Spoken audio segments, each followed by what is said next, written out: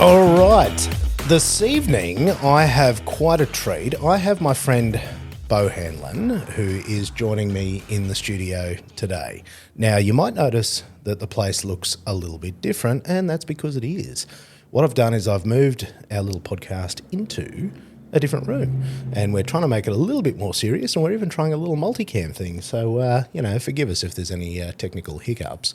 But to the man at hand, Beau Hanlon is a gentleman that I've known for a very long time, and I know him through his service to the fire department. I know him through his service and commitment to rotary-engined sports cars, and I also know him, and the reason I got him on the show today was to talk a little bit about a charitable exercise he does every year, Bikes for Burns, but we'll get to that.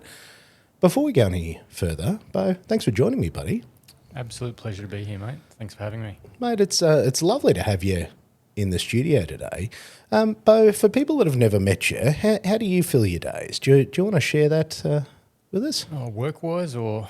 Mate, let's start with work-wise. You're a bit of an icon with what you do there too. Well, not if you ask my workmates. That's all right. That's what your workmates are supposed to do to you, buddy. Oh, that's it. They keep me honest. Yeah, they do. Yeah. Oh, we just go to work. We drive around in a big red truck and react to some things that might happen during the day. And see, he's modest as always. The big red truck that he's referring to, do you want to elaborate on that a bit for me, mate? I'm a Queensland firefighter, so a full-time firefighter in the Brisbane region. And have they ever invited you to be in the calendar? No. Oh, why not, mate? That's disgraceful. Oh, the physique's not quite what they're looking for. Mate, what are you talking about? Fit man, cyclist, wear a lot of lycra. Generally fit, but maybe just the legs, if they did a legs calendar. Legs calendar? Yeah, mate, the Queensland Fireys calves. I believe there'd be an audience for that. Well, if you can get the right audience for me, then maybe we can chat. Yeah, 12 months of Beau's calves. Let me know if you want to see a bit more of that. Beau, how did you end up in the fire service? I'm really interested to know. I'm interested to know a little bit more about the story of Beau, because all these years I've known you, I don't know any of that story. So okay. do you want to backpedal for me and yeah, absolutely. Take me all the way back? It's not really exciting, I don't think. I wasn't one growing up thinking, I want to be a firefighter. I hadn't even thought about it until I sort of put the application in about 07 or so. So I graduated high school in 98, sorry. There was a bit of stuff going on then in terms of work and overseas and uni and whatnot, but in terms of the fire service specifically, I'd actually broken my leg playing indoor soccer, which isn't specifically related, but I thought I was at home for quite a while off my legs. At the time I was working for my dad. He ran a cleaning business. So I was working with him and completing uni. I thought, well, I didn't want to specifically be a cleaner for the rest of my life. I had a few hobbies and I tried to keep fit, and I thought, well, what am I going to do? And it popped into my head. My friend had mentioned it a couple of times. He was in the fire service, an old neighbour. And I thought, well, let's put the application in. And that was around, 07, 08. And 09 was when I got accepted and got through all of the testing. It was a rigorous testing sort of regime. Lots of different types of testing: characteristics, maths, English, mechanical reasoning, fitness, obviously. And then come around May 09, I was starting recruits. And what does that look like? What does it look like first day when you turn up to the fire service? Oh, it's like school again. Is it? Yeah. In saying that, in a good way or a bad way? Look, Depends on your experience. I love school. Yeah, absolutely. I get and I understand that a lot of people didn't like the whole process of school. I loved it. This recruit school was 4 months of just a lot of information packed in. I won't say I thrived, but I enjoyed the whole process. You know that it's 4 months. You know you're being trained and taught, and you're doing a lot of things, and there's a lot of information in that 4 months. And some people say that you will know the most the day you finish, and then you start to go on a bit of a decline. Not so much a decline, but in terms of the amount of information that you know about firefighting, and not just fire. There's so much more to it. road crash rescues, vertical rescues, like other technical rescues, scientific and hazmat style incidents. There's so much jam-packed into that 4 months. You think that's a long time, but it's not. It's not for the range of things that you have to deal with. Yeah, it's not just burning buildings anymore. No. Far out. So you made it through that. What happens at the end of your 4 months? So graduation ceremony, we had a small group of 16 in our recruit course. So we get allocated a station or a region generally. I was Brisbane region, and that's what I'd selected, and a shift. And then you turn up to wherever they tell you, and you say good day and sort of go about your day. Do what they tell you pretty much for the first 3 years is like an apprenticeship. You know, you come straight out of recruits and you've got assessments to do for the first, for 3 years. Assessments, like not just written assessments, but practical, like what they call a grade to grade each year until you become first class firefighter. And so, sorry, how long was that? So 3 years from the day you start, 5th of May was my sort of anniversary date. 3 years after that is your compulsory study. So like an apprenticeship. Gotcha. It's effectively, you come out of that with a diploma. Okay. And so that's where I guess you get your hands on. You've done your 4 months of theory? Yeah. And then you sort of get thrust into the real world, there's a lot of practical work through that as well. Like you're doing scenarios, you go to a live fire campus, which is down at White Island at the Port of Brisbane as well. Do you know, I've actually driven past that. Yeah. I didn't realise if you've been on the Moreton Island Ferry. Exactly, that's exactly where it is. Because I was looking across the road because a friend of mine had a pretty serious breakdown, and we ended up having to wait for a towie coming off the island. And so I sat there for a very long time, and I'm staring at like these shops and stuff. It looks like a big shop. So it looks like a big shopping centre, but it's got gates up and saying this is not a real shopping centre. It'd be confusing, I guess, especially for tourists that might turn up to go to Moreton Bay. Oh, and they're going, oh, sweet, I can go and get a Dagwood dog. No. But it's actually a massive training facility for sort of fire and rescue services. Yep. Far out. So you've done a heap of simulation stuff. Yeah. They do, I guess, sort of cold runs. Yeah. At that premise. Yep. Where they can fill those buildings with smoke. Yeah, right. So obviously we're still all wearing our breathing apparatus and whatnot, but it cuts out the visual, and it gives you a bit of a feeling of, where am I? And you've got to train to do your certain searches, and you're always with a teammate, a buddy. You don't ever go in anywhere alone, and that's part of the way we work in the fire service. What's it like the first time going into those sort of scenarios, even at a training? Oh, it's pretty daunting, but like anything, you just, take a breath. It's all calculated. You do get surprises here and there, but it's like anything, just follow the process. Follow the training and work through it. And that keeps you safe. Yeah, exactly. Because it's quite funny, as I stood there staring at that place, I was imagining, the amount of work, people like yourself have to go through, just to stay ready, to be alert, to deal with all the things that you'd end up seeing day to day. Yeah. Oh, so you'd be what then, about 2013? Yeah. Ish. Yep, and then you finished that sort of 3 years, and you can opt to do different types of things then, like branch out into, like I mentioned before, technical rescue. You get a basic understanding of that and a basic level of training, but you can do extra things with that. You might opt to go and do your senior firefighters and then become a station officer, so you're in charge of the station then. You can do other areas of study as well, like road crash rescue. You can compete internationally, like if you are successful in that. There's so many things you can do. In the Mr. Firefighter Championships? Well, there are firefighter championships. And sorry, that was just a terrible calendar joke there. Yeah, no. But so there really are. So there's actually... Yeah, fitness and... Seriously? Yeah. I've not competed in any of them, but even firefighter games, they do any sport or a range of sports. You can choose to, there's criterium cycling, there's weightlifting, lawn bowls, tug of war. It's pretty full on. And they host that in places around the world. Yeah, really? Every year. Yep. See, the things you don't even know. This is what's so fun about this stuff and talking to people. Like there's whole other worlds that you don't even know about until you sort of lift the lid and have a look. What tickled your fancy when you came out the other side there? What did you want to do? Okay, so I mean, the deciding factor for not just me but for my wife, we had our first child, and then I joined and just had our second child. 2010 was our second child. This has given us work-life balance. Well, me specifically. My wife still works. She works 4 days a week now.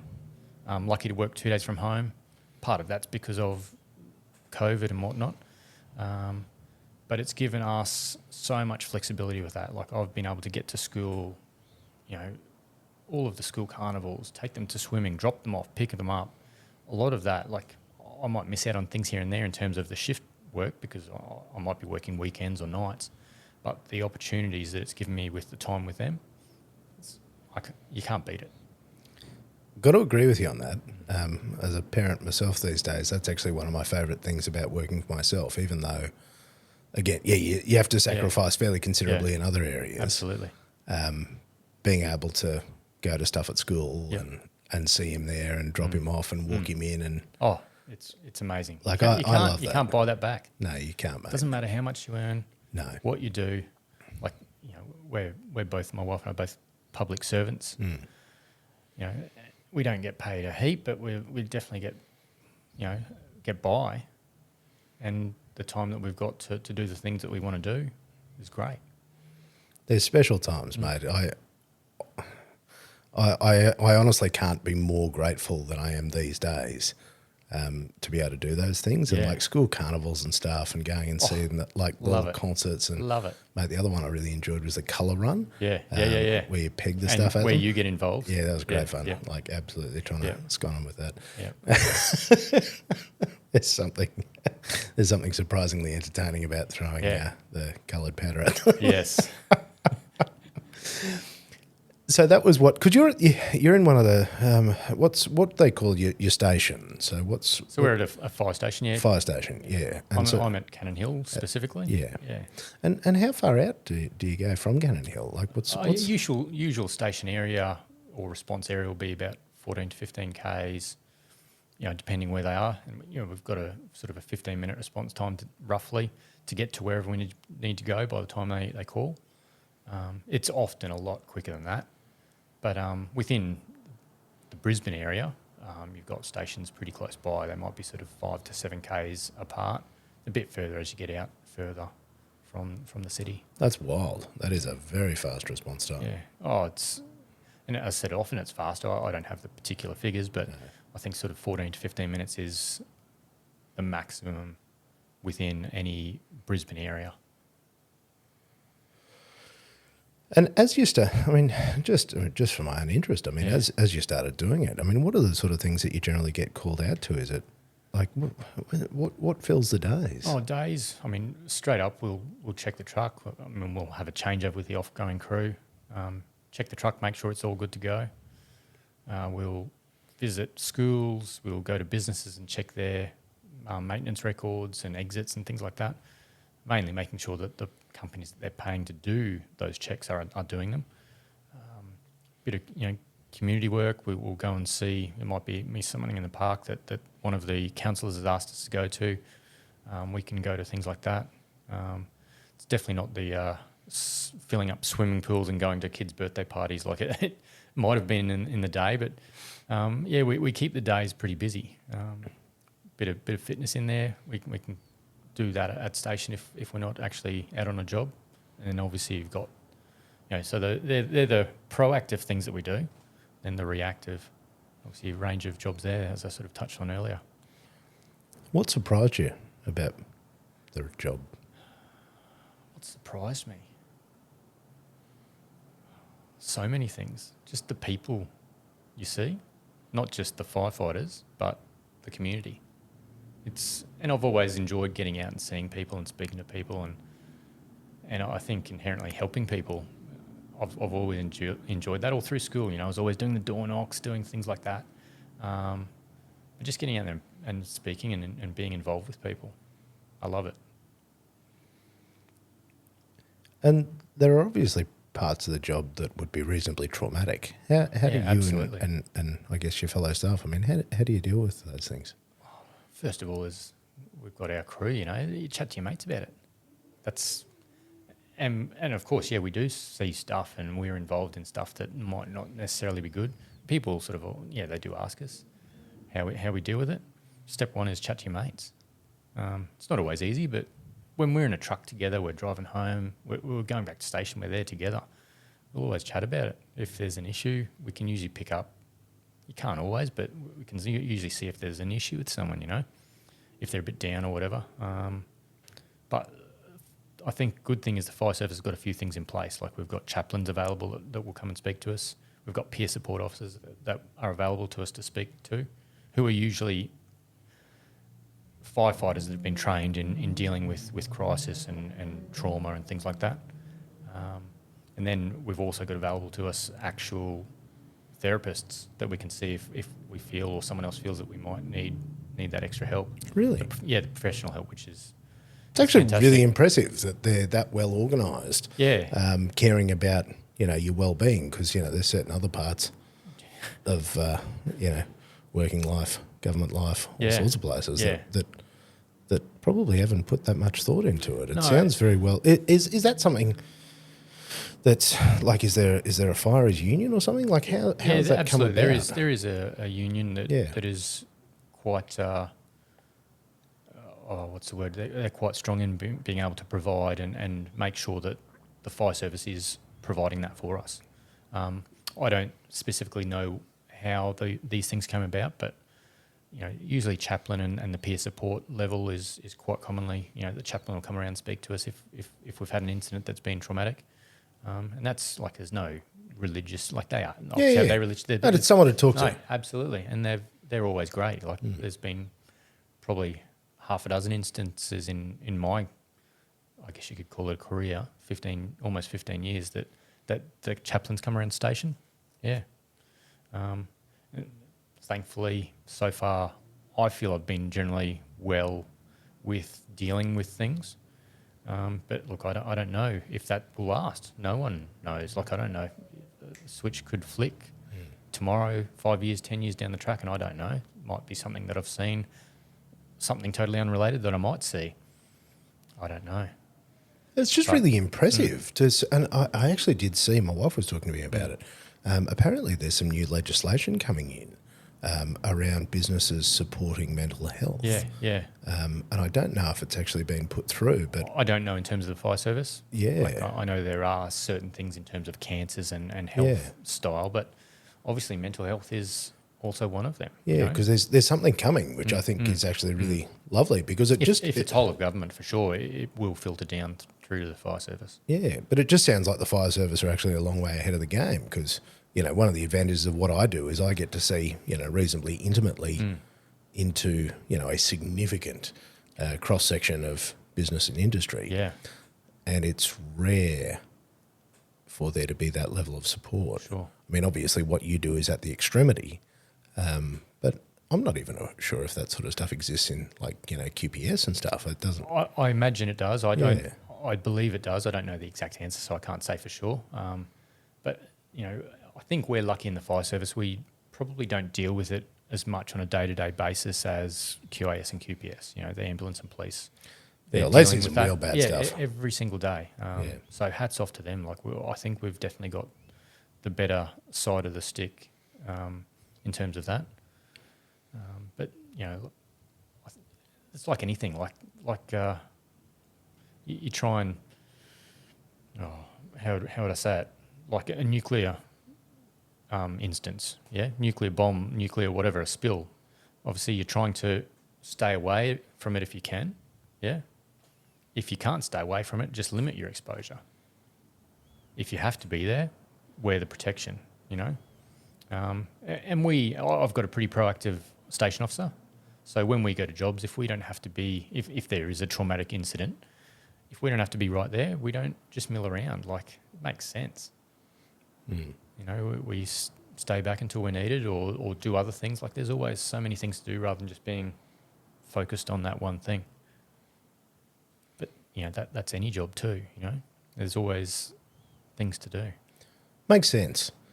And I guess I'm then very interested to talk to you about, your charitable endeavours. Yeah. That was actually one of the reasons that I wanted you on here today, was just to get you to explain to me what you do with regard to Bikes for Burns and what it is and how it started. And Okay. yeah, if you could tell me absolutely. all about it. Look, I didn't start Bike for Burns. It's not my thing. I've just jumped on board. Now, it is something that a few firefighters started about when I started. And it was basically something that they started to promote wellness for firefighters, get them moving, get them active again. Obviously, we've got the capability to do some wellness at station, but it's, well, let's do something more. And they started, let's ride our bikes to wherever. And then to attach that, they said, not that we need to, but they wanted to do it for a cause. So kids with burns, what better cause, you know? So they attached to the Children's Hospital Foundation and then the Royal Brisbane Hospital. They're now at the Queensland Children's Hospital, and everything that we do goes to that burns unit. Now, for me personally, I'd never really ridden a bike. You know, I did a bit of mountain biking beforehand, not much, but I didn't have my own road bike. But I borrowed someone's bike to do it the first time about 10 years ago, 3 weeks beforehand. And then off we are, doing 700 Ks in a week. And see, that's just madness. Like all of it is madness, and the way that you approach it is madness, and that's kind of what I love about it. Because you also build a bike each year, did you? Not specific. There's been a few times where I've built bikes. I thought, let's just build something to ride on for this year. And one year I gave that bike away, and you know, another year it's, I've got this frame. Let's build it up and give it a go. And then happened to also ride it up to Gympie to start that year. Previously, also the day before, ridden from where was that? I think we rode to Bundy. Yeah, that was a big one. Rode to Bundy in a day. From Brizzy? From Brizzy to then start the ride the following day. That's just I'd never done anything like that. But I sort of come back to why I sort of started it. I started to help my fitness a little bit. Not like I wasn't unfit, but I thought, I can get something out of this, and then also help people. So I started fundraising a little bit as well. How many people are involved? How many people do the ride each year? In terms of riders, 30 to 50. So we keep it pretty small. We don't open it up to the general public like some of the other rides. And again, we keep it to the emergency services family. And that's the people that ride. There's usually about 15 support crew. And we keep costs down as much as we can for the riders because we're taking time off our work.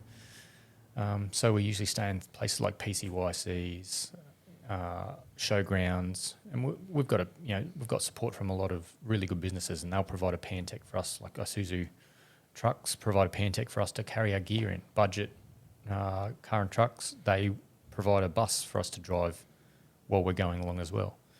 Then obviously got support from the fire services that provide fire trucks that are in front and behind each riding group, because we try and keep safe. But yeah, I think that for me, that's part of it. Like I wouldn't want to be doing this and staying in hotels along the way. It's like staying in those places, going to those, like the showgrounds and meeting the people that going into town, going to the pub, having a few beers there and then going back, having a sleep and then getting on the bike and doing it all again. It's good fun. Sounds great. It is. And look, we also try and get into those towns and support them. Like we've been through a lot of places that have been decimated by, floods last year. So we went Gladstone inland down to Brisbane, and everywhere down there had been smashed by the floods. Previously, we've been, we try and mix it up all around Queensland. Up north, Tully, been smashed all around that area. North Queensland got smashed by the cyclones. And we're riding through there, and this is like 9 months or 18 months later, and the trees are still all stripped from the cyclones. It's just surreal. So we go in and we try and, we're not obviously curing, everything, but we try and put a bit of money back into those without drawing from those communities. So we'll go and, when we turn up to we'll go and buy a few things at the pub. We might go to the cafe and, cake, coffee, whatever, just try and generate a bit more stuff. When you get 50 to 80 people turning up to a town for even if it's for an hour for morning tea or lunch or a coffee, it puts a bit of cash into the That puts a community few account. bucks in, doesn't Yeah, it? yeah. If you've got an entourage of 80 odd people rolling through. Yeah. Because is it something that gets much coverage? Because look, if I didn't know you, I wouldn't know about this. Not specifically. Like a lot of fireys don't do it to obviously get the word out, but we want to obviously probably get a bit more word out about the research and burns and things like that, because that doesn't get much funding from government and even from elsewhere.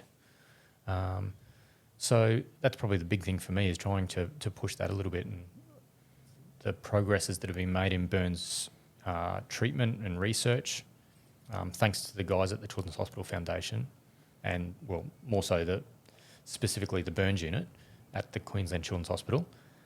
The doctors there and the teams there and the researchers there are just absolutely phenomenal. It hasn't been a heap of money, but it's been enough to help. And that's something I've worked with, like Prince Charles Hospital Foundation. QIMR and a few of those places. And I guess I didn't realise, and it's probably worth even just diving into this a little bit. Yeah. How little of that research is funded. Yeah, absolutely. Like there's sort of no federal or local or state funding going towards so much stuff. Cures for stuff, like all the diseases, illnesses, ailments that affect the human race. Yep. Most of that stuff is privately funded. Yeah, so either absolutely. Wealthy benefactors or stuff that's bequeathed, absolutely, or just good old fashioned fundraising. Yep. And I was pretty horrified that the more I find out about stuff, the more things I get involved in. The more I'm horrified at stuff that's underfunded, particularly when I see money. And look, I don't like to say wasted people around really thrown around. Really quite recklessly spent. Because I've been horrified when I've sort of seen how little's put into public school funding and these sorts of things, and I just look at it and I'm like, is this a joke? Yeah. And then stuff like this, where you're trying to improve the quality of people's lives, and particularly with with kids who they're not geared up to cope with any of these things that come their way. No, not specifically. And look, part of the funding has been to go to things that will help them with that, to like the diversionary therapy, like effectively iPad style things that explains a lot of the things to them about what's happening and how they're treated. Like you'll be surprised. Like, you don't need to hide this from the kids. They know what's going on. They know they're injured. Okay, well, what's happening to me? Once they sort of understand that, they can sort of, they can mentally form their own opinions and, I guess, deal with what they're going through as well. Well, that's it. They can ask questions and they can, find a way to, at least communicate or attempt to understand what it is they're experiencing. Because, I would have to assume that you've spent some time. You've gone to visit. Yeah, visited the hospital. Not so much now because of the COVID protocol, but prior to that, Roma Street specifically did monthly visits, and we've been there as well outside of that just for Bike for Burns and visited the burns unit. Look, it is probably a touchy subject, and partly because parents, if their children are getting burnt, they might feel responsible. So a lot of them don't like to talk about it, and that's absolutely fine. I get that. But we've been so lucky to meet a few families, and our current ambassador, Charlie, he got burnt a few years ago. His family are great. Prior to that, Cammy burnt, and this probably comes back to one of the things that you love to do, camping. People need to put out their campfires with water, not covering it with sand. And look, it's probably not intentional. Some of it's just not knowing. But you cover your campfire with sand, it's an oven. You create an inferno. 3rd-degree burns for up to 2 days. And, that's how Fraser Island lit up as well. It's my understanding that the people that lit that fire just threw sand over the top of it. Again, I don't know, but very, very possible. But anyway, meeting these families and the fact that they've given their time to us has been fantastic. So I want to try and help out them. Because I mean that's and that's a lot to deal with. I mean, going to the hospital for any reasons to go and support people's a complex time. But yeah, as I said, even harder for parents and parents of children, and the responsibility and the burden, and then also the discomfort of the child. That's it.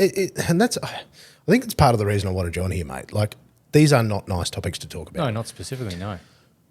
And that was, I guess, why I wanted to talk about it, because they're difficult. They are. Like, it's genuinely, like, even sitting here now, this is a hard conversation to have. Going, talking about kids that are getting burnt. which direction do I take this, and how do we explore this? It's like my job. It's not just fires anymore, but it's not just campfires. There's so many ways that probably some of the main things are obviously stoves. It still happens. Hot stoves. Turning your handle around. Again, it's not intentional, but parents can feel very responsible for that. And it's not intentional. Coffee, things in microwaves, steam burns. There's so many different ways that kids can get burnt. And look, if obviously besides putting water on the campfires, if nothing else gets taken away from today, the best thing that you can do if you find yourself or your child in a situation where they're burnt, tap water for 20 minutes or until first aid gets there, or more advanced first aid gets there. Just running tap water is the best thing you can do for that burn. None of that, put butter on it, don't do it. If you don't have running tap water, beach, get in the water. Something is better than, if you think it's not fresh water, doesn't matter. Something is better than nothing. Just get some running water on it. If you've got bottles of water, whatever, anything. And explain to me, explain like I'm 5, why does that work? It's probably the obvious, but I'd appreciate hearing it from... And look, I'm not a medical professional, but just draws that heat out. It stops and lessens the severity of the burn. Effectively stops things burning or slows it down considerably, which is the best thing for it initially. Like, there are better things for it that obviously those extra professionals will be able to do. And that is where some of the research has come into play, some of the initial treatments and first aid or advanced first aid for those burns. And what happens? Talk to me about some of the more advanced treatments. There's what do people do? obviously there's burn aid and there's burn creams and whatnot. Probably the biggest risk factor after the initial burn is getting things infected. So even wrapping it, a lot of them will wrap it with Glad wrap, but that's more what the ambulance will do when they get there potentially. There are some of the things that they've researched is like silver-lined Band-Aids, effectively, large sort of dressings, that's the word, silver-lined dressings, which really improves how things repair themselves. Again, I don't know the specifics, just learning from what we've read, but that's a lot of the stuff that's come out of the research that the crew have done down there at the Queensland Children's Hospital. And it's just so critical having that work being done. And I think that was what, it's part of the reason why I think these things are so important is there are so many things in life that just need a spotlight. There are just so many things and, the list is endless. And there's so many people that just work away tirelessly with, very little, I don't know, very, very little of it comes to light in a more public forum. And I think that's just a shame. And, this is only a little show, but it delights me that, we can try and discuss these sorts of things that, would otherwise, the conversation might not happen in a more public forum. And that's as important to me as, like, as I mentioned to you earlier, the last few years you dig deep and support financially. Your donations each year boosts me to keep trying and keep going, But this is probably more valuable as far as I'm concerned, having a chat about it. If this can reach one person, 5 people, 10 people, it doesn't matter. If someone sees, okay, well, if this happens, I can do this, or let's put this fire out properly.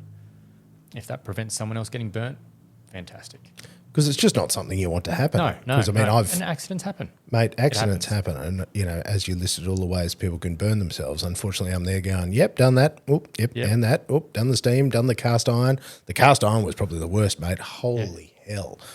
when I forgot and I just like grabbed it off the stove and like, sweet baby Jesus. I did actually know at least to put my hand under the running water, but that's one of the worst I've ever done to myself. My brother got burnt when he was young too. It's probably 3 or 4 pot off the stove. Oh. And look, I think thankfully my parents just did the right thing, whether they knew it or not, straight under running water. No, he's got no after effects, which is Wow. great. And, it didn't really occur to me back then what was going on. It's just, well, let's go and get him checked out at the hospital, but he was fine, thankfully. So many friends that I went to school with or outside of school had met, I didn't realise, but they'd been through burns and they, occasionally touch base and say, thanks for what you're doing, often with a hefty donation towards the yearly tally. And I think that that's so nice is that I think that one of the complexities around today is that there are so many things is the other problem. Yeah, absolutely. And, there's every cause has a day and every day. Yeah, exactly right. There's so many things to split your attention and, which basically nullifies my previous argument of trying to give this one a platform. But yeah, absolutely. And look, I try and think of different ways to fundraise, and because I understand people are doing it tough in different areas and to different extents. But how else can I do these things? And this is probably where the cycling and the cycling community that I've been involved in have really put in a lot of work. Well, they've donated people have started donating bikes and bicycle parts to me, and I've been just selling them on Marketplace through those cycling avenues and raising money for that, or raising money that way, which, I put the time in. I might have to fix a few things up here and there, but that's, over the last couple of years, that's been a good way to raise a bit of cash. So explain that to me a little bit better. So people donate? Yeah, so friends or the extended community have sort of heard that I'm trying to raise money, and they will donate, for example, a bike or a set of wheels or a group set. For those of you who know much about cycling, that's the thing that changes the gears, the shifters and whatnot. They'll donate those things to me, and then I'll give them a bit of a tidy up, place them online, sell them, and any money then gets donated. And see, that's a lovely way, because if you just people got something, are still giving then. Yeah, if you've got something sitting around the garage that they might not have the cash at the time, which again is fine. I'm never going to force anyone to donate money. Like you said before, there's so many different things you can donate to, whether it's money or your time or whatever. But this is sometimes an easy way for people to just, I've got that set of wheels that I don't use anymore. That's old tech. But there's still a market for a lot of that stuff. Absolutely. If you got one of those fixies on the wall that you bought in 2012, when riding a fixie, you thought that was a good idea. And that's still sitting in your garage. I've seen a few of those kicking around. Yep. I might have a couple of them at home too. Of course you do. I think that that's really lovely. And I mean, that is an innovative way of trying to fundraise a little bit better. Rather than just saying, hey guys, give me some money again. It does get a bit old. And when there's 10,000 people asking you the same thing, okay, well, how else can I do it? And that was sort of one of the ways that I've come up with. Because interestingly, I view it the same way, with what you do and the way you do it. It's the energy that you bring to it. Oh. It's, mate, you do it with such enthusiasm, and you do it with a smile, and you do it with a spring in your step. And I've often looked at this, and this is something we have to jump into as well. Yeah.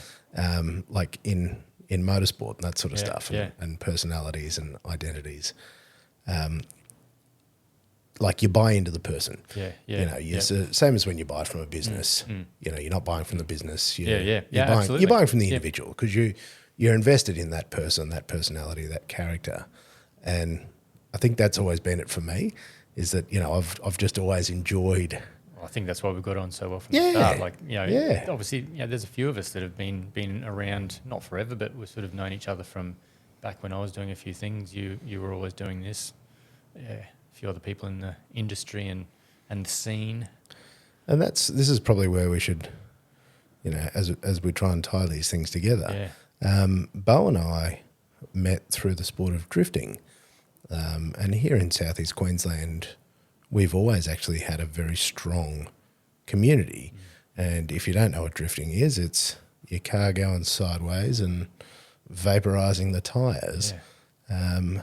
So it's a little bit better known now, whereas when we were sort of involved, it was relatively early days. And it was still a bit hoony and sideways burnouts, and people didn't really get it. But you had a little business then as well, if I recall correctly. Importing cars and parts from Japan. So this sort of brings it back to prior to the fire service. It does. I studied uni, Japanese and accounting were my majors there, so commerce and international business. And now I'm probably the highest qualified firefighter in Australia. No, not really. But through that, I studied Japanese through high school as well. So I went to Japan after I graduated high school. So 99, went over to Japan and studied high school again for a year on exchange, lived with a Japanese family. Fantastic. Absolutely fantastic experience. And through that, I met a good friend of mine, Mr. Hara. At that stage, he was coming to Australia every year, and just, over Christmas or just after Christmas, he'd have a look at what's going on here with the imports and whatnot. So after I'd come back to Australia after that year, we started doing a few things with importing. Yeah. Well, you got to tell me more about that. Righto. I actually deferred uni again, a second time, to go and work with him over there for 12 months.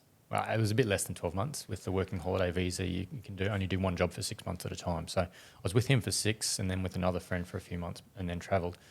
But this was sort of actually oddly like our good friend Paul Walker, Fast and Furious style. I was living above the car dealership that I worked in.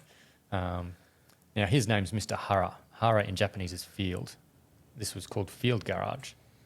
Hence, some of your older viewers might know of Field Garage Australia, just a pretty small business that we ran. But yeah, so from that time there, we created that little business over here and started importing cars and parts. What year was that you started bringing them in? So that was 2003 when I went and worked with him over there. And then for probably the next 10 years, we did that. We started with cars. Now, I think at that time it was we were importing fairly standard cars, not just minor modifications, and everyone wanted stuff that was done up. They wanted all the wheels, the suspension, a bit of engine work. And then they'd go and buy another car, not the sort of the cleaner cars that we had. And then things would break and they want stuff from us. So, okay, let's start bringing containers.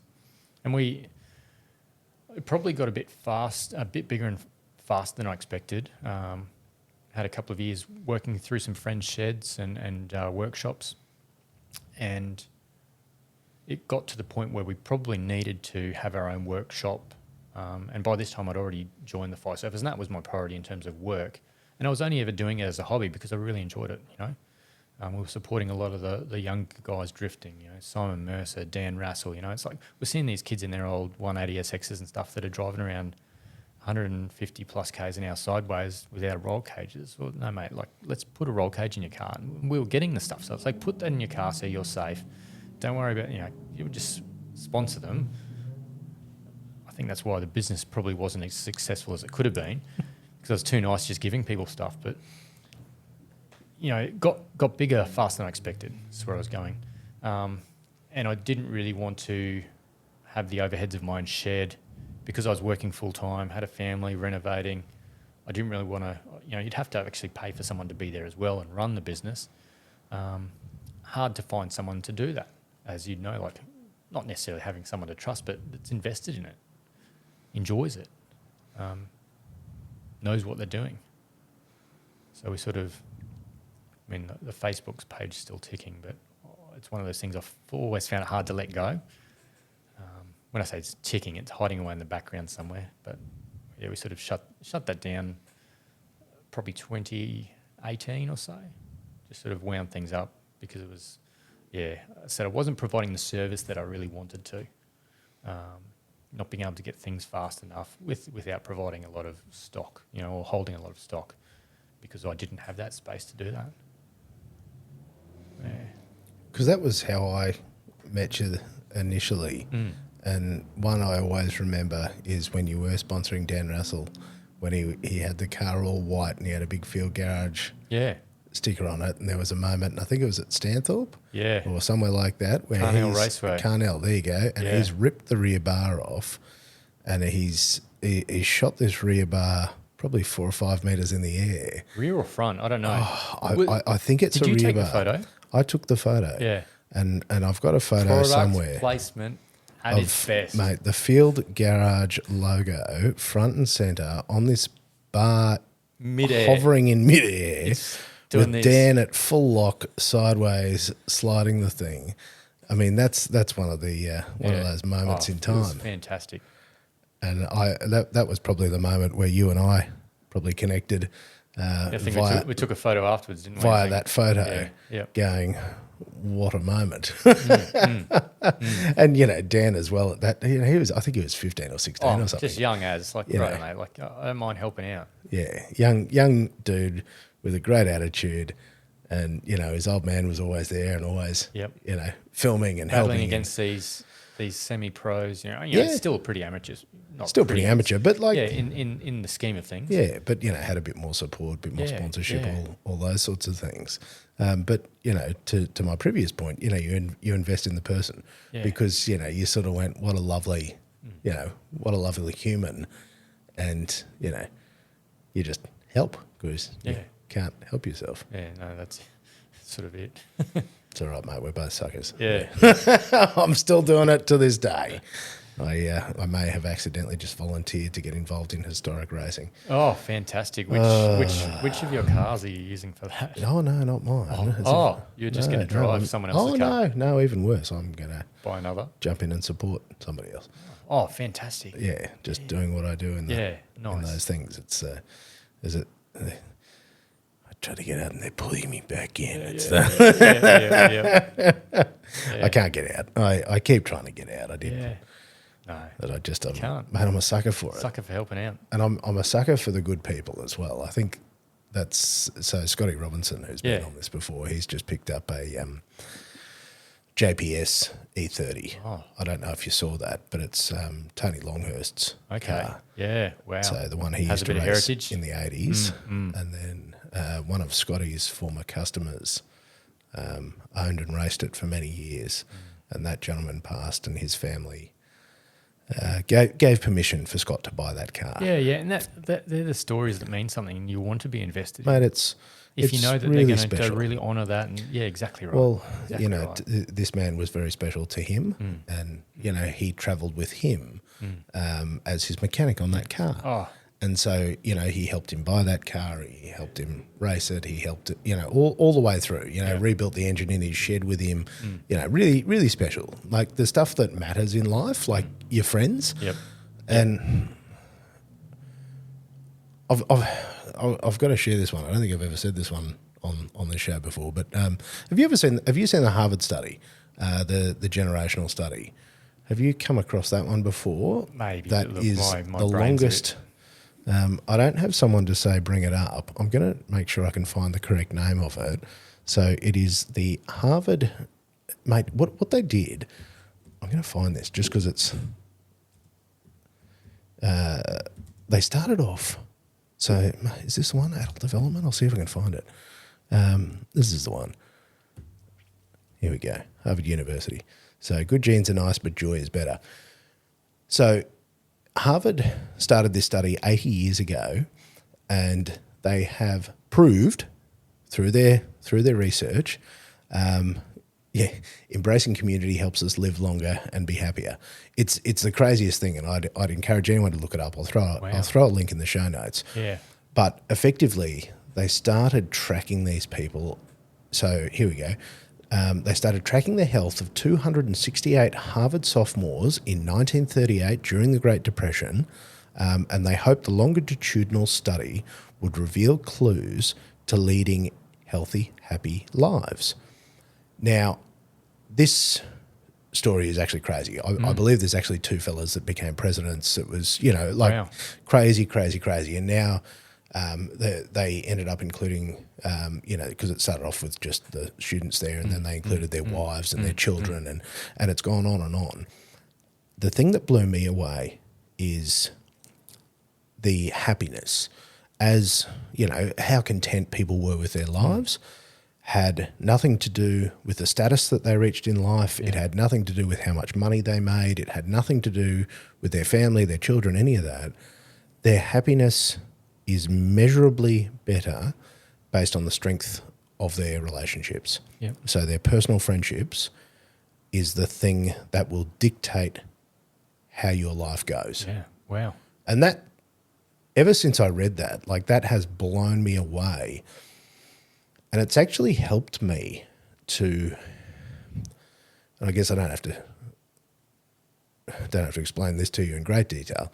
When you run your own business, you put a lot of time into it. Absolutely. To the sacrifice of a lot of other things.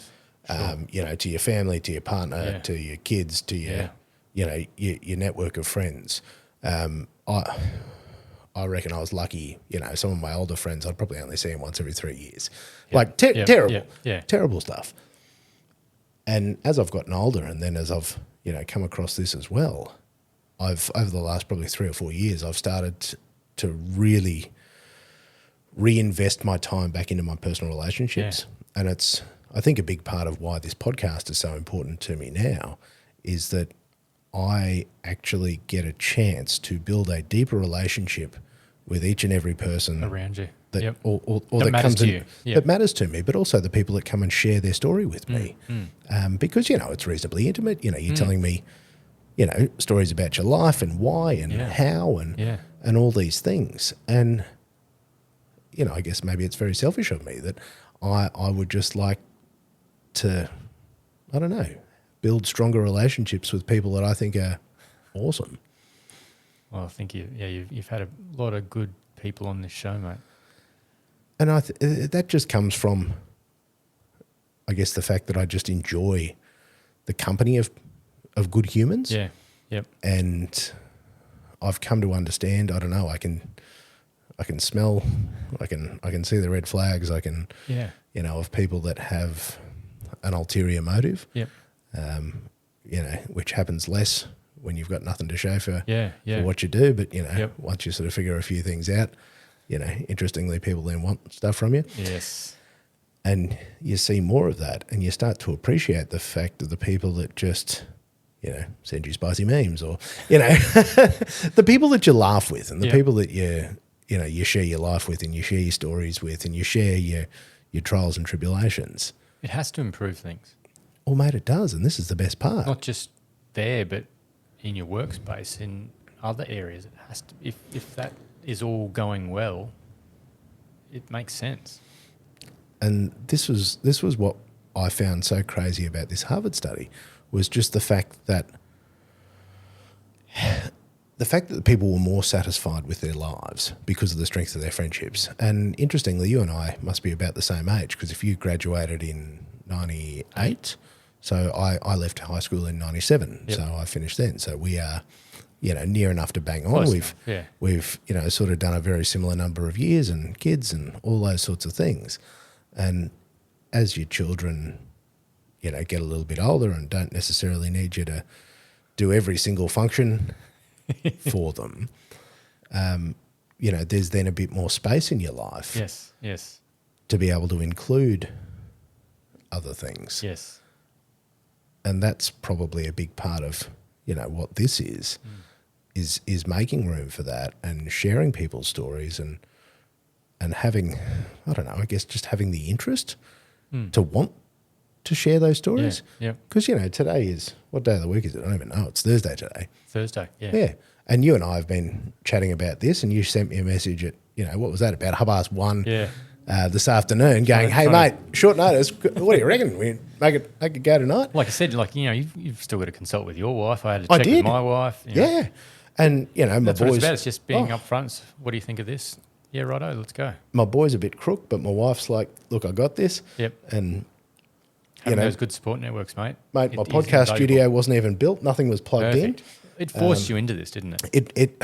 It forced me into it. And honestly, if you hadn't have come in, I would have just left it like shit everywhere. I wouldn't have put it all together. And, even though it's not set up and it's not perfect. It doesn't matter. We put it together and we got the thing Made going. it work. You make it happen. And we're here and we made it happen and we're like having this conversation. It's living the dream, isn't it? It is living the dream. And that's sort of the ethos of all the things I've been doing with that. And oddly, that's what's at the core of it, is just being comfortable in your own skin. Yeah. Being you, Yep. whatever that looks like. Yep. The things I teach my boy are kindness and manners, and then everything else sorts itself out.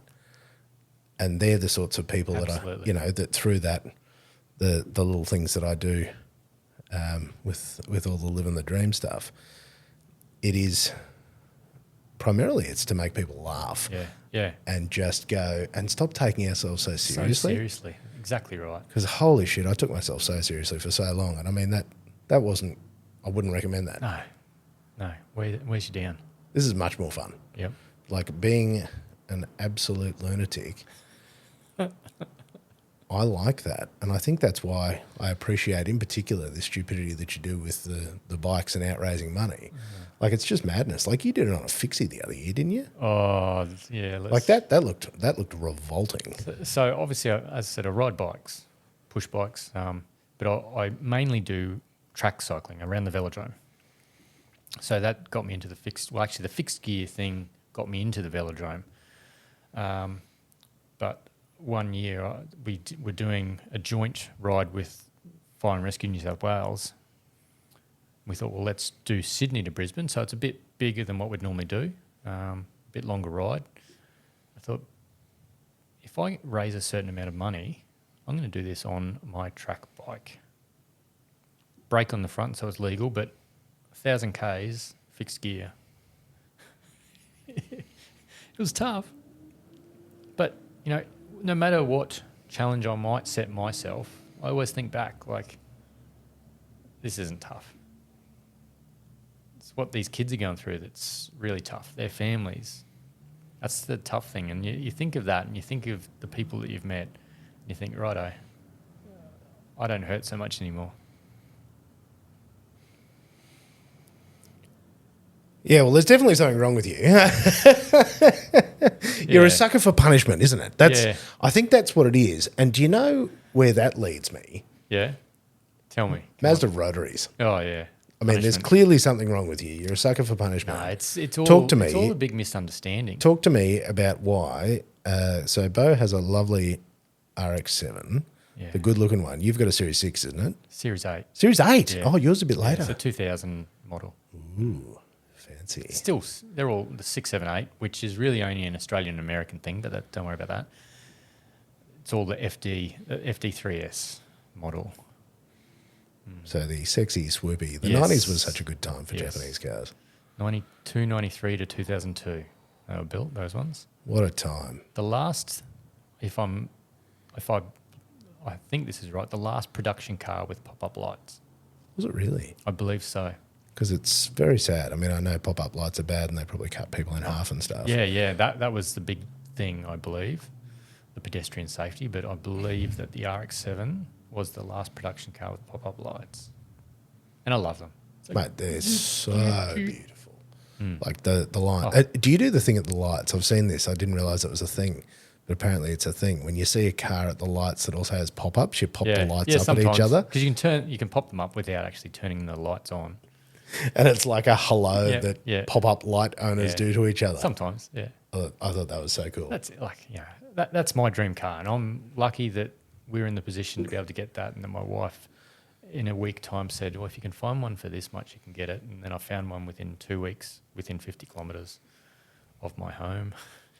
Look, that was partially the reason I did field garage, because I enjoyed it and it was a good hobby. But it was to then buy an RX-7, which has pretty much always been my dream car. And here I am, 4 years of pretty much daily driving it now, and very minimal issues because, I don't know, I guess I have a bit of mechanical sympathy and probably don't drive as hard as it could or should be driven all the time. And partly because I don't want to be a dickhead on the roads. Time and a place, and that's what the tracks are for.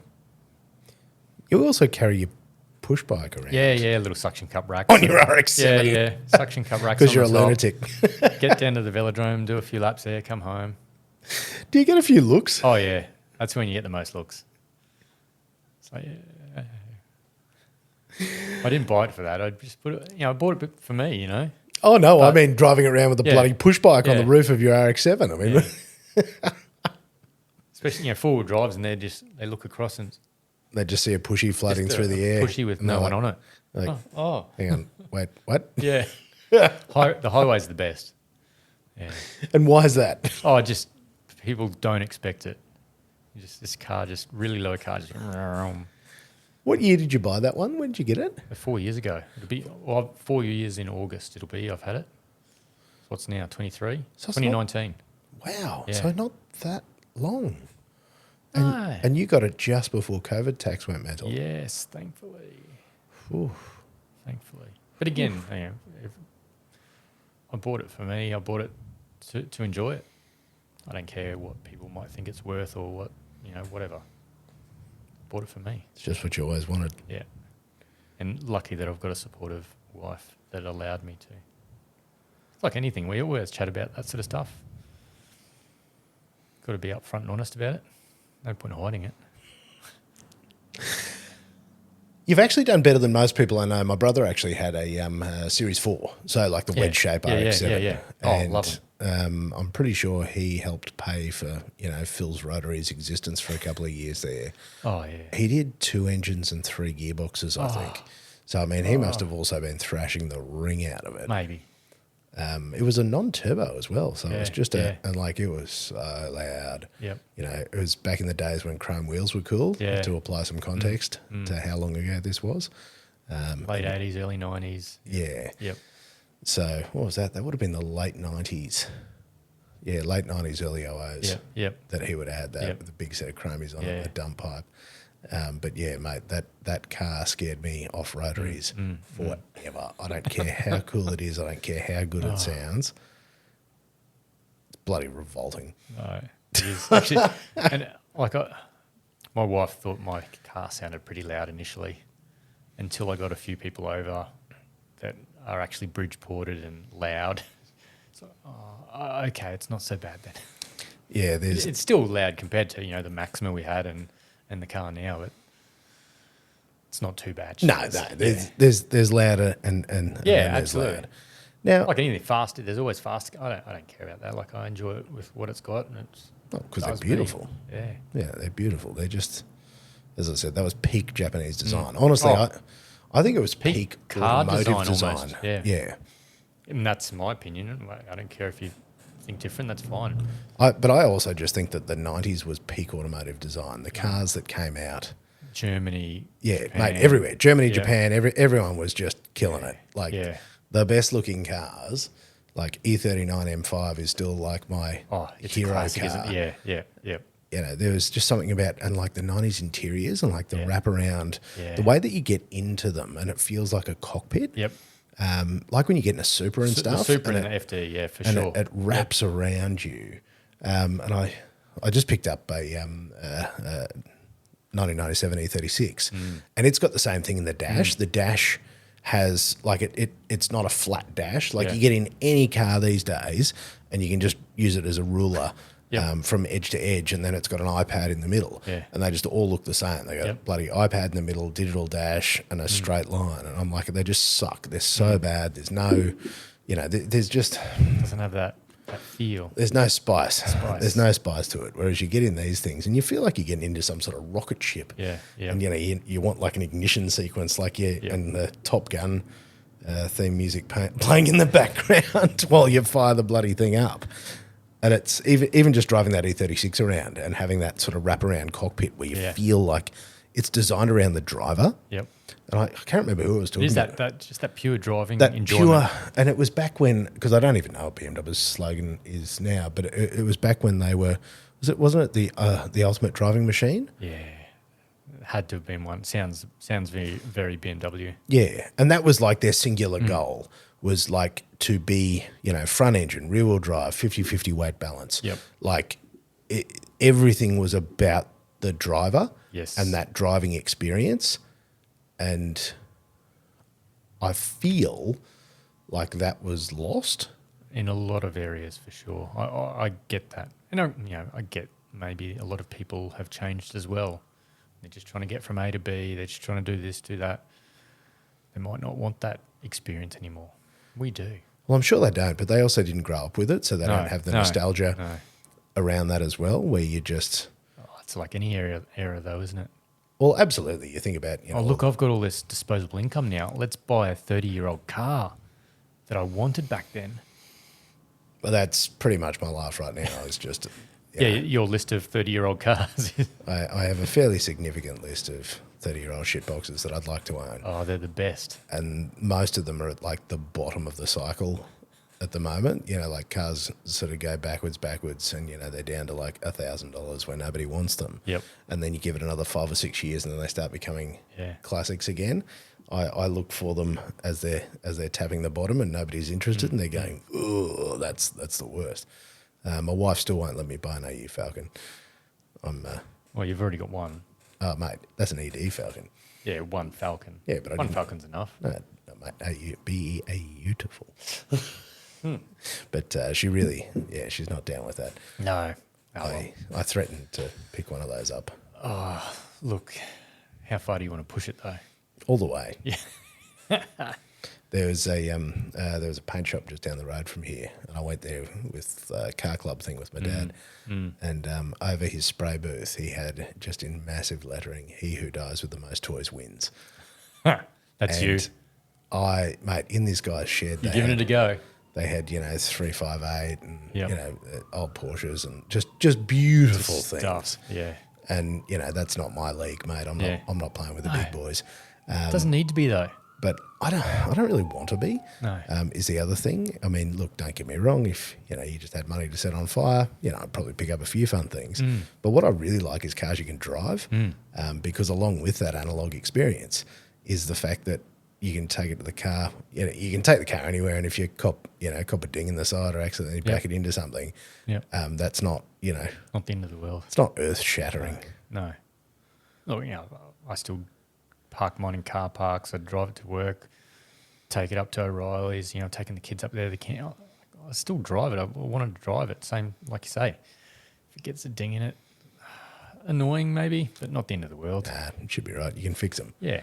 Whereas when they're lovely old things and then you've got to scour the globe to find the parts, and the parts are criminally expensive. Yes. It takes some of the fun. A little bit of the fun away. I'm even finding it actually with the Land Cruiser at the moment. There's lots of the parts don't exist anymore. Yeah. So you've either got to find an aftermarket option or fabricate it yourself. Fabricate it yourself, or you've got to go through the wreckers and find bits that you can fix and repurpose if the part has actually given up the ghost. Yeah. Think, ugh. Yeah, that's becoming a surprisingly complex part of my life. With the 27 cars that you're trying to keep running. Mate, I've only got 4. Only 4? Yeah, I've trimmed it down. Trimmed it down? Yeah. Trying to keep it... Sensible. Yeah. No. I just bought a jet ski that doesn't work for a carton of beers, so... Well, sorry, that's where I'm getting confused. You got the jet ski and the motorbike too. And the motorbikes. Yeah. Yeah, look, if you count all the toys, there's 4 cars, 3 bikes and a ski. So I'm on my way. Yeah. I'm on my way. So I'm more into the push bikes. Yeah. See, I was a downhill guy back in the day. Yeah. Really enjoyed that. Hurt myself a lot. I've still got holes in my ankles and stuff from where I where you cop the front one. Yeah, and because I'd wear cleats and... Yep. Yeah, go a bit harder. Yeah, I'm definitely not a mountain bike. I enjoy it, but I'm aware of my limits and I just pull back a bit. Yeah, it was the hurting myself because I've done a little bit more recently and I just don't have the confidence to just send it like I used to. No. Where you'd just be like, she'll be right, mate. Because she won't be right. No, she won't be right. Yeah, when you get it wrong, it's not a particularly good time. No. Mate, with what you're doing this year, talk to me about Bikes for Burns 2023. Okay. Where are we up to? What have you fundraised? What are you aiming to do? How can we help you? Well, just chatting about it. It's been a massive thing, as I said. This year's Gladstone to Brisbane again. We're going down the coast. So it's the Coastal Cruiser Tour, we're calling it. Some really nice spots along the way. Agnes Water. I can't even remember off the top of my head where we're going, but it's down the coast. So it's going to be really nice. Good time of year for it. End of May, start of June. Now, how you could probably help, I don't know, like talking about it, as I said, you already donate every single year, which really grateful for. Now, there's this cycling thing called Everesting. I don't know if you've heard of it. Never. You know how high Everest is? Quite. 8848 metres.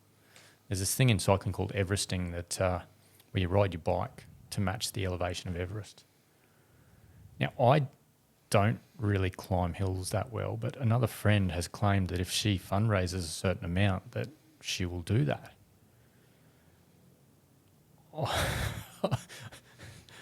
I stupidly said, maybe I'll have a go. Normally I'd support her on that. She's doing it virtually on this thing called Zwift. So it's like a computer game, but you ride your bike and the power meter calculates every blah, blah, blah, blah. Don't need to go too far into that, but it's still a hike. So riding your bike to match the elevation of Everest. And I said to my friend, well, if you want me to do it, I need $5,000. Someone to put $5,000 on my fundraising tally, and I'll do it. So we've got to try and hurt Beau. Yeah. How much are you up to? Or is this an additional $5,000? Yeah, this is an additional $5,000. I'm at about 3 now. So, I mean, I'll probably, with the things that I'm doing currently, I'll probably get to about 5. So if there's a business out there or someone that has $5,000 burning in their pocket, now look, I don't care if you do or don't, but if someone's out there and they want to see me hurt, this is probably the biggest way that will get me to do it. That's the buy-in number. See, the worst part is I don't want to hurt you, but it's for the kids. It's for the kids, exactly right. I hurt, they feel better. So another $5,000. And this year, when does it kick off? How long have you got to go? End of May, so pretty much a month from now. Month from now, okay. And then what are you riding this year? Have you got... Just my normal push bike, my normal road bike that, just an aluminium thing that was built actually down the Gold Coast locally. So, I sort of like eclectic things. So I like to support the Australian industry, of course. This was secondhand when I bought it, but just my general road bike, I'll be doing it on that, I think. And how can people follow your journey? How can people, because I know that your Facebook page got crushed and you've had to start hacked again. last year and started it.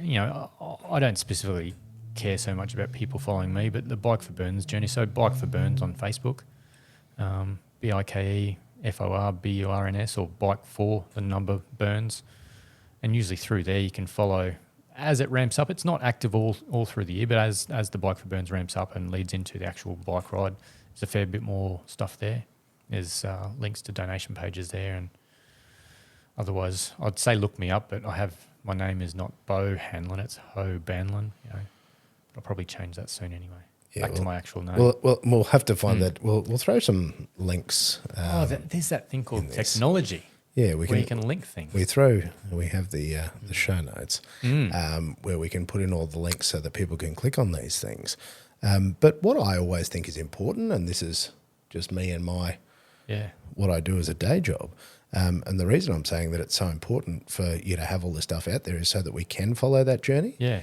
Because I think I'd love to see more of that journey. And look, that's probably one of the things that I do put on Facebook. I said since I've restarted my new account, I haven't put a lot on there. I got a bit dejected after losing a lot of the photos and memories. More so the links and I've got no one's phone numbers. I was just talking Messenger. All of those contacts and links for people that I dealt with and spoke with before, that's gone, and I'm slowly building that back up. I think, because I try and touch base with people. And then I add them back again, and it's getting that back out there. And I add a lot of the Bike for Burns things as I go along, through the ride and leading up to it. Yeah. Because I think it's lovely to follow that journey and, to follow the the things that you're doing and why you're doing it and how you do it and, you know, what it's for, they're lovely stories. And the fact that you put yourself physically through quite a bit of grief. Yeah, to put it into relative terms, like I usually ride maybe 100 to 150 kilometres a week, which for some people seems a lot, but for a cyclist, that's not much. And I don't really do many hills. I just try and do like I said, the track cycling stuff, which for me is high speed for short distances. You know, relatively not as fast as a lot of the other people, which is fine, competitively. But doing the longer distances is a struggle. You get through it with general fitness, but you know, this sort of climbing challenge that my mate Quinn has sort of thrown her hand up to do. She's been training for that for quite a while. And these Everesting attempts, people do train for months to get the Ks and the climbing in their legs to do. How long would it generally take to do that? How long would you spend? 10 to 14 hours. And do you do it all at once? Like, how does this happen? I've had a few friends that do it. They would go to Mount Cootha and they'll do repeats of the back of Mount Cootha. So they might do 5, for example, sit down for 5, 10 minutes, have a bite to eat. Obviously, hydration food's massive. But they'll maybe sit down for 10 minutes, go again, do another 5 until they're done. I can't actually even remember how many repeats you need to do off the back of Mount Cootha. You've probably been up there on your bike. I have. Motorbike, obviously. Correct. It's nice. And it's very pleasant. Like some of these people, the time up the back of Mount Cootha they'll be doing in 6 to 7 minutes, the faster people. I'm at about 10, just chugging away. But those sorts of rides isn't about speed specifically, yeah? You're just trying to tap away, conserve energy. I'm tired just thinking about this, mate. You're killing me here. That is a lot of work. I quietly sort of mentioned to someone that I would maybe do it if there was that little donation, but you've sort of dug that out and sort of... Mate, it's out there now. It's out there now. Now you have to do it. If someone donates that lazy 5K, I'll have a go. But yeah, again, I'm not going to have a go. I'll do it. I know you will, I'll mate. keep going until it's done. Anyone that would ride from, what was that, Sydney to Brisbane? Sydney to Brisbane. On a fixie? Yeah. That's a terrible idea. You get through it. Just get on the bike and push the pedals. Oh, mate. I'm really keen, if you could just list out where people could, so Bikes for Burns. Yep, so Facebook. Yep. So they can find you on there. Is there a website or something? Is there something that is done? It's all basically run on Facebook. Yeah. As I said, leading up to the ride, we post a few more things, the sponsors that do support us. And that's obviously Bike for the Burns things, not me specifically. And then obviously on my Facebook page is where I sort of put things regarding my fundraising. They're probably the two things. It will send you to, I do usually provide a link for that fundraising on my page, and then there's a general one on the Bike for Burns page. And it's tax deductible. Donations for that are tax deductible. There you go. If you've got a tax problem this year, we can help you sort that out. Yeah. It's always a bonus. Right near the end of financial year too. And that's always if you need to claim something. Hopefully it's an incentive. I don't know. Well, it depends if it's a commercial incentive. I'd love to have more of those problems. Yeah. I'm working on it. Yeah. Beau, I'm going to wrap this up because it's actually getting pretty late at night. Time flies. Would you believe it? And but mate, it's been so lovely having you in here to chat and talk about what you do and driving the big red truck and cycling and rotaries and drifting and all the fun things. And mate, I guess from me to you, I'm very proud of what you do. I'm in awe of how hard you work at these things and, the humility that you bring to them and the fact that you just diligently chip away at it, without fanfare. And that was a big reason that I wanted to have you on here so that we could, at least shine a light on the good human that you are and the lovely things that you do in the background there. Because, people like you are, that's what makes a good community. If there were more Beau Hanlons out there, the world would be a better place, my friend. So, thank you for what you do. Appreciate that. That makes me happy.